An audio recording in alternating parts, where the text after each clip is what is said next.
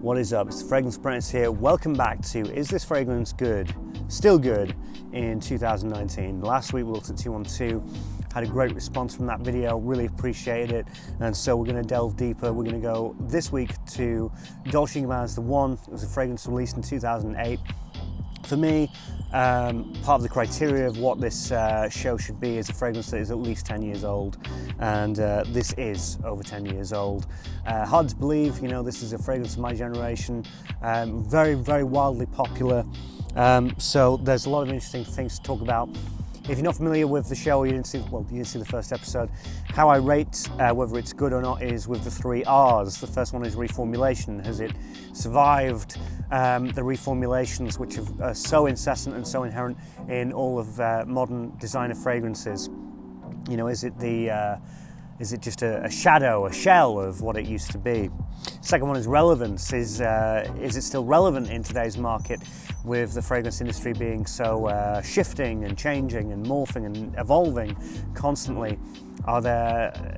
Is it up to the task of competing with the modern day fragrances that we have now? And the third one is retail price. Is the price still fair? Is the evaluation of the product versus the price still good? These are the questions that we go towards. So with that, let's start with reformulation. So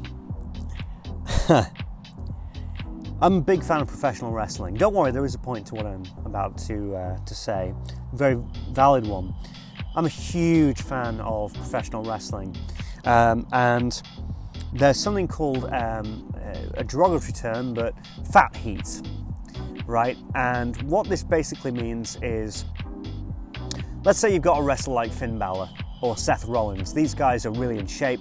They've got washboard abs. They look absolutely phenomenal, absolutely fantastic. And they look hopefully how I'm going to look once I run my 10K in November. But that's another video. They look amazing. Now, if they were to suddenly get out of shape, put on a few pounds, get a bit podgy, get a bit chubby, and dare I say it, get overweight, the fans would be very, very angry. They would get what's known as fat heat.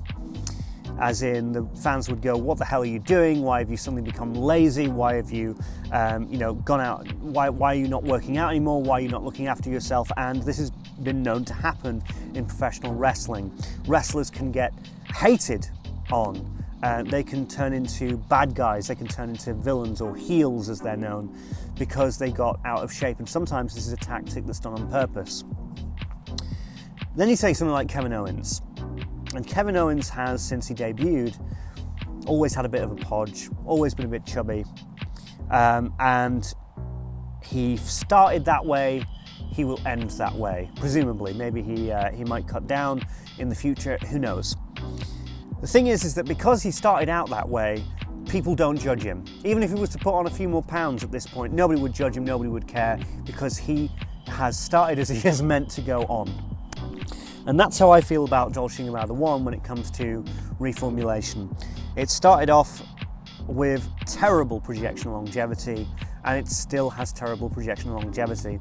In fact, there used to be a joke in the old fragrance community: if you got good projection, if you got good performance out of this, you truly were the one, so to speak. But it was, Dolce & Gabbana's The One has become a moniker in that way. Well, God, this lasts longer than The One. Even a few jokes that have gone around saying, well, do you last in bed as long as Dolce & Gabbana's The One?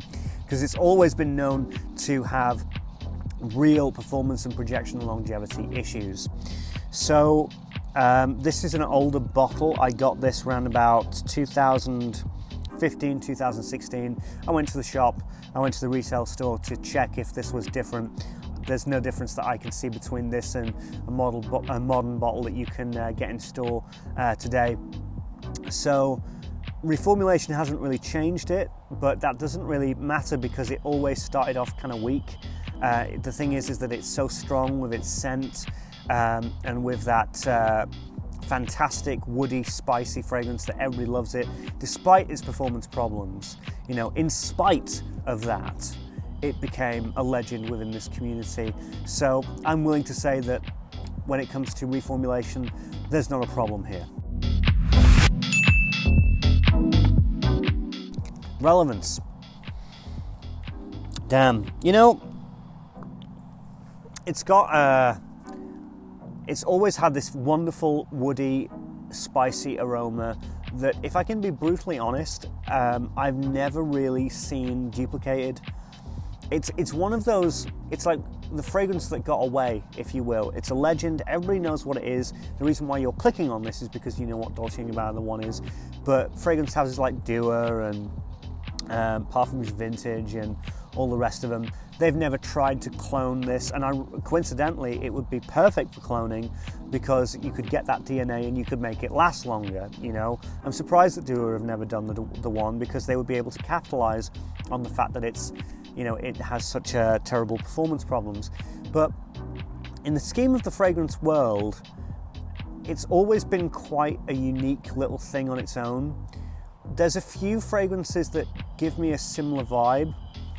One of them being Frapan 1270, I always felt was kind of like Dolce & Gabbana the One mixed with Angel Men Pure Malt. Herod, because Herod is basically a clone of Frapan 1270.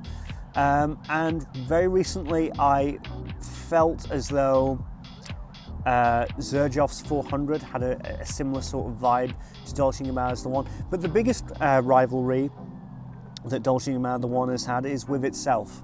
You know, the Parfum edition and all the different various flankers that have come from it. So the only thing that's ever had to compete with is truly itself. The Parfum edition is fine, but it's got the same problems. So it was kind of like null and void. So I'd say that it is still quite relevant. It still has a unique DNA that has, it's not that it's, the big thing really I would say is that the DNA, nobody's ever really tried to capitalize on it, nobody's ever really tried to copy it, nobody's ever tried to steal or clone it. So it's always had that safety net, and because of that, it's been able to stay relevant and stay relatively unique for all these years since its release, so that gets a thumbs up as well. The retail price on this is pretty freaking amazing, but not just that, but discounters online is just like, oh my goodness, phenomenal. You can get 150 millilitres of this from my perspective for about £55. That is just an incredible bargain. You can get this very, very low. It's in between 35 to 55 pounds. And so that's not an insane evaluation for any stretch of the imagination. I think that, you know, taking the mick would be something like over the 65, 70 pound mark. But I'd say it's still very good. The formulation is still pretty decent. So you could very easily ask for about, I don't know, 40 to 45 pounds for this, which you can, and of course you can get the massive 150 milliliter bottle for not a bad price at all. So, you know, everything is in favor of Dolce & Gabbana's the One. So yeah, I'd say that that's another thumbs up. Dolce & Gabbana's the One is still relevant today as it was when it was first released. It hasn't really aged. It was always something unique on its own, and it's never really been fussed over, as in it's never had such a huge amount of hype where people are trying to copy it left, right and center, but it has never been so terrible to become completely and utterly irrelevant.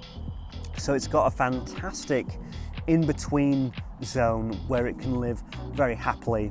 And if you want to buy Dolce & Gabbana's the One, then I would say that in 2019 and going into 2020, it's still a very safe bet.